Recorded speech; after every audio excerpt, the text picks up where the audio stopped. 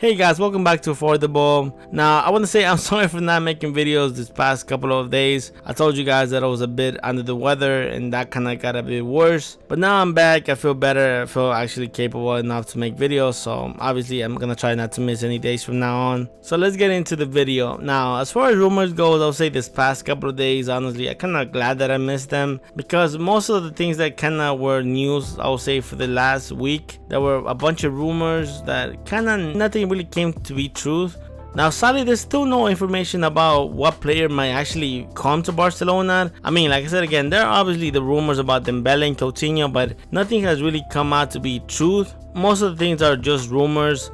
Today, Sky Germany is reporting that Barcelona made a new offer for Dembélé for 130 million euros that got denied by Dortmund, and that the offer that Dortmund is looking for is over 150 million euros. Now, to me, that kind of is insane. Like I told you guys a couple of days ago, to me, that is just a crazy amount of money for a player that is still not developed. Now, the question is, at this point, is Barcelona forced to pay that money? Obviously, I think that it has to do with bad management as far as the front office for letting this get to this point where we obviously a week away and Barcelona still not know whether they're gonna get a new future star into the team. I think that is obviously bad management in their sense, but at the same time, it's also, I would say, just how the market is going. I feel like Barcelona is kind of put in the position of forcing themselves into paying for one of those big stars, whether it's Dembélé or Coutinho. I think from what it seems to be is that Dembélé is the player that they're gonna go for. Now, are they gonna pay 150 million euros? I think that if it comes down to the closing time and just because how the front office and the fans are looking at the situation,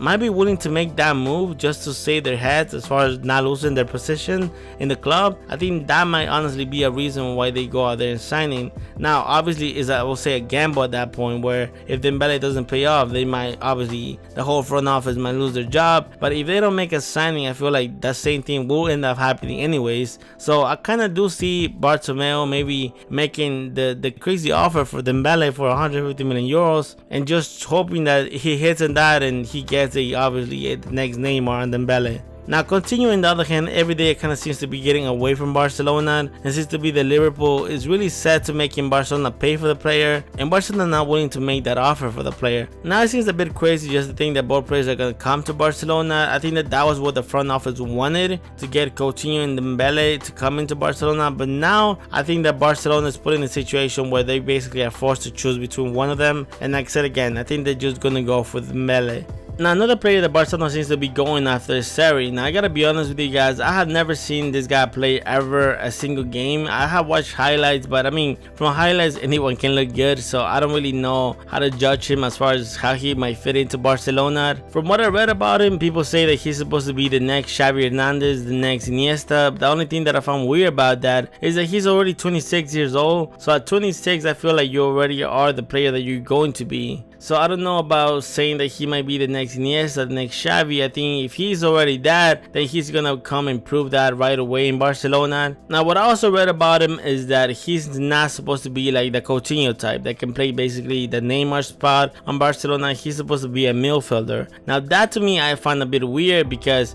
already with the Paulinho signing and the overbooking on the middle of the field with Sergio Roberto, Iniesta, Rakitic, Sergio Busquets, Rafinha, Denis Suarez, that overbooking is already kind of difficult for players to, I would say, 5 minutes. And with Sergio Roberto showing like last weekend that he's a player that Barcelona can count on. I mean, after Messi, I would say that the best player in the field last weekend for me was Sergio Roberto. He showed that he can handle the team. He showed that he can honestly be the leader in the middle of the field, and also he can adjust to like moving to attack and even score a goal. To me, that shows potential. To me, that shows like, okay, this guy can obviously, if you give him minutes, can develop to something more. But to me, when you add more players into that mix, it's kind of like difficult for even Sergio Roberto to find minutes and to show and to develop. So to me, I think this makes no sense, honestly. I mean, the fact that basically Barcelona signs this player is going to spend 80 million euros on two midfielders that for me the team really didn't need, because you already had other young talent that you can obviously develop. To me, that just doesn't make any sense. To me, that is basically a front staff that doesn't have any aiming at where they're going for like players. I mean, honestly, at this point, it's kind of more of they adding players just to add in, and that is basically what people are asking for is signings, and not really because it's like a need that the team has. Because I don't know what person can watch Barcelona and say that what this team needs is more midfielders. It's like that's not the thing that the team needs right now. So I don't know, I think that it'll be really a waste of money, not because Sarri might be a bad player, but just because I feel like he's not needed in that position right now.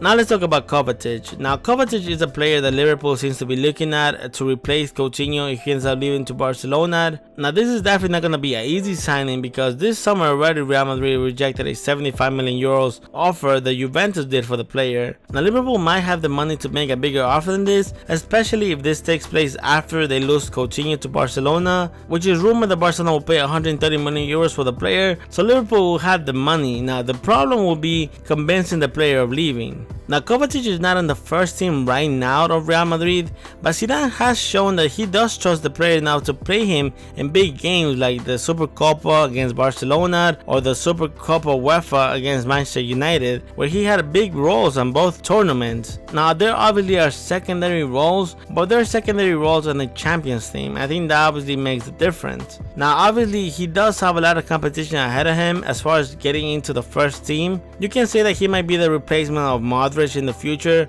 but you also got to remember that there's still a lot of young talent in Real Madrid that is right behind him, and other players like Asensio that has shown that they might actually be even better than him. So definitely he has, I would say, the potential of leaving Real Madrid because of the competition, but it's not going to be easy just leaving a club that is basically winning everything right now just because you want to start in another team. So Liverpool might have the money, but I don't think that they have the potential of winning in the Premier League or in the Champions League that Kovacic might want in order to leave the club. So yeah guys, that's all the news that I got for you guys today. Again, I'm sorry for missing so many days, but I told you guys I was sick, so it's not really much I can do against that. But I hope you guys enjoyed the video. If you guys did, please don't forget to leave a like and subscribe to the channel. I hope you guys have a great day guys. Take care guys.